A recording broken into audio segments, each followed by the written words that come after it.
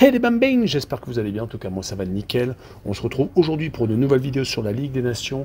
4 groupes que je vais analyser en Ligue A, donc la première division de cette Ligue des Nations. Pour le groupe 1, le Portugal contre la Croatie et l'Écosse contre la Pologne. Cela se déroulera le 5 septembre. Un autre groupe le 5 septembre, c'est le groupe 4, le Danemark contre la Suisse et la Serbie contre l'Espagne.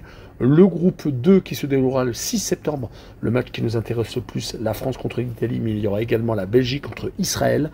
Et dans le groupe 3, ça se déroulera le 7 septembre, l'Allemagne contre la Hongrie et les Pays-Bas contre la Bosnie-Herzégovine. Voilà, n'hésitez pas à venir nous rejoindre sur le site VIP et les réseaux sociaux. Tout est à l'écran et en description. N'hésitez surtout pas à mettre vos pronostics, vos critiques positives ou négatives, votre petit pouce.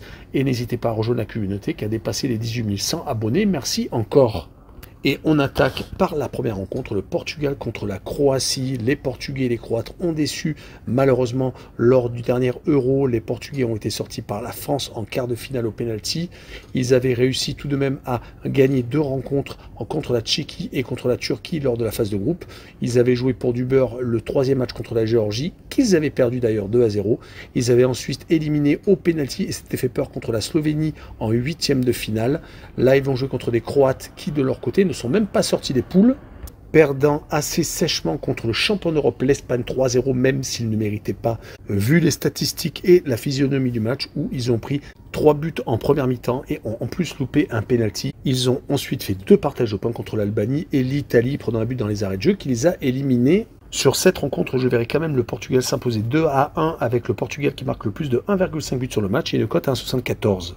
La seconde rencontre est l'Écosse contre la Pologne. Les Écossais ont fait un Euro assez moyen, ne prenant qu'un petit point contre les Suisses, mais perdant 2 fois contre l'Allemagne assez lourdement d'entrée de jeu 5-1 et perdant contre la Hongrie 1-0. Les Écossais sont tout de même une équipe très compliquée à jouer, surtout quand elle reçoit. Les Polonais de leur côté ont été plutôt médiocres, ne faisant qu'un partage de points, et c'était contre la France, 1 but partout. Sinon, ils avaient perdu déjà leurs 2 premières rencontres contre les Pays-Bas et contre l'Autriche. Ils avaient pourtant très bien préparé cet Euro, mais les Polonais sont toujours un peu dépendants de la prestation de leur attaquant vedette Lewandowski, surtout qu'ils ont eu beaucoup de problèmes d'attaquants blessés juste avant l'Euro. Sur cette rencontre, je verrai bien 1 but partout avec le home no bet et le match nul remboursé, 6 victoires de l'Écosse à la maison, une cote à 1,91. Et on continue avec le groupe 4 qui va jouer donc le 5 septembre avec le Danemark qui reçoit la Suisse. Les Danois ont été éliminés par le pays organisateur, l'Allemagne, lors du dernier Euro, faisant 3 matchs nuls en phase de groupe contre la Slovénie, l'Angleterre et la Serbie. Ils ont donc été éliminés 2-0 assez sèchement. Ils n'ont pas vraiment eu de chance car les Allemands étaient quand même dans une très grande forme. Du côté des Suisses, par contre, ils ont surpris énormément de monde car ils ont fait de très beaux résultats, battant la Hongrie, accrochant l'Écosse et étant à 2 doigts de battre l'Allemagne, mais prenant un but dans les 10 dernières minutes. Ils ont ensuite éliminé en 8e de finale l'Italie assez facilement 2-0 et sont passés de justesse à 2 doigts d'éliminer l'Angleterre, mais perdant au penalty alors qu'ils ont mené 1-0. Les Suisses sont donc une nation qui monte en flèche et sur ce match-là, je vois un match nul, 1 but partout avec le home no bet et le match nul remboursé, 6 victoires du Danemark à la maison et une cote à 1,83.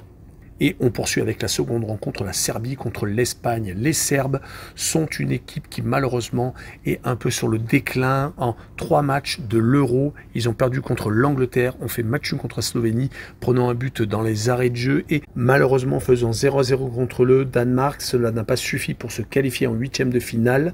Ils vont jouer en plus contre les champions d'Europe qui de leur côté ont gagné tous leurs matchs lors de cette phase de groupe de l'Euro et également sur les matchs éliminatoires. Ils ont sorti en 8e de finale la Géorgie 4-1. Ils ont ensuite éliminé l'Allemagne en prolongation, puis ont battu la France 2-1 et ont enfin battu l'Angleterre. D'ailleurs, ça a été l'année de l'Espagne car ils ont ensuite gagné les Jeux Olympiques, mais avec leur équipe de U23, et ils ont également gagné l'Euro U19.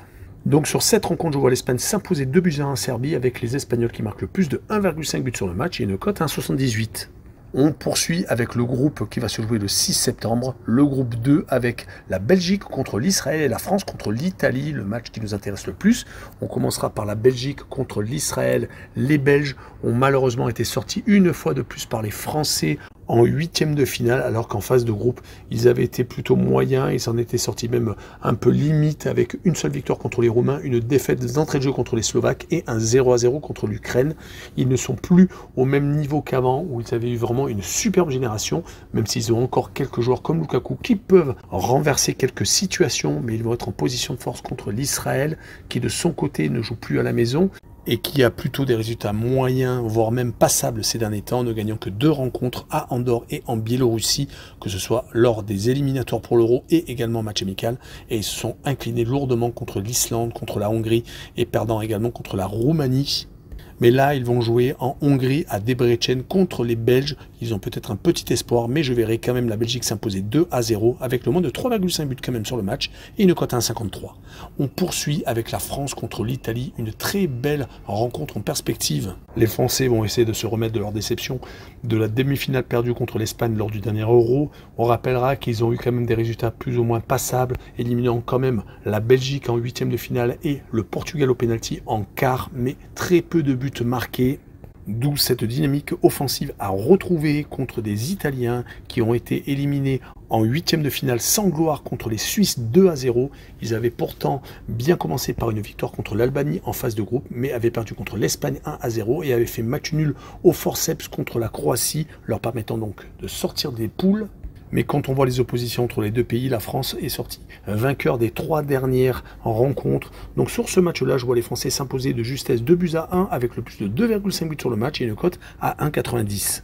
Et on finira avec les matchs du 7 septembre avec l'Allemagne contre la Hongrie et les Pays-Bas contre la Bosnie-Herzégovine. Dans le groupe 3, les Allemands ont fait donc un Euro plutôt intéressant, même s'ils ont été éliminés par le tenant du titre espagnol. Ils ont surtout retrouvé une dynamique car avant cette défaite contre l'Espagne, ils sortaient sur 8 matchs sans défaite avec des victoires contre la France, contre les Pays-Bas, contre la Grèce et lors de la phase de groupe et des matchs à élimination directe, ils ont battu l'Écosse, la Hongrie et le Danemark.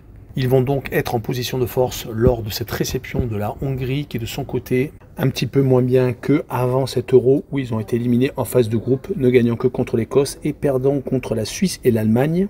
Cela va donc être une revanche 3 mois plus tard. Les Magyars avaient une très belle période de 14 matchs sans défaite avant les matchs amicaux et avant l'Euro. Cela fait 5 rencontres que les résultats sont beaucoup plus en dents de scie. Mais sinon, ils avaient une très belle période, réussissant à s'imposer par exemple en Allemagne et en Angleterre lors de la dernière Ligue des Nations en juin et en septembre 2022. Sur cette rencontre, je verrai les Allemands s'imposer 2-0 avec le moins de 3,5 buts sur le match et une cote à 1,51. Et on finira avec les Pays-Bas contre la Bosnie-Herzégovine. Les Pays-Bas ont réussi à aller jusqu'en demi-finale du dernier Euro, perdant contre l'Angleterre. Ils ont fait un Euro donc très sérieux, faisant match nul contre la France, perdant contre l'Autriche par contre, ce qui avait été un gros bémol. Heureusement qu'ils avaient gagné leur premier match. Ils ont ensuite éliminé la Roumanie et la Turquie. Et ils vont jouer donc à domicile ce match contre la Bosnie-Herzégovine qui est en méga perte de vitesse, qui n'arrive plus à gagner un match. Cela fait 6 défaites consécutives, toutes compétitions confondues, perdant assez lourdement contre le Portugal, contre le Luxembourg, ce qui est quand même assez inquiétant, contre la Slovaquie, l'Ukraine, l'Angleterre et l'Italie. Mon pronostic sera une victoire des Pays-Bas 3-0 avec le plus de 2,5 buts sur le match et une cote à 1,58. Voilà, on en a fini avec cette vidéo. N'hésitez pas à venir rejoindre. Tchou les bambing!